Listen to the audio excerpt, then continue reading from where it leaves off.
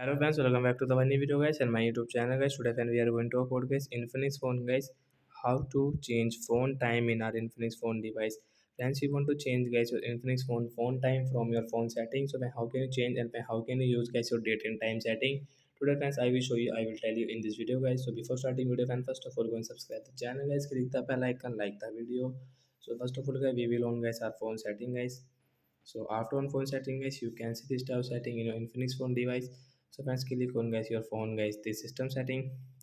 Friends, click on date and time. So friends, you can use guys your date and time setting from here. So set time guys, tap here to change. So friends, you can see hour list and minute list. You can change from here guys. Will change into 2:20. And friends, we'll click on PM, AM, PM guys. You can change from here. Okay, option tap here to change it. So friends, you can see guys your phone time will change into 2:20 PM. Like that guy, we can change phone time. So that's it guy, thanks for watching the video. Bye bye friends.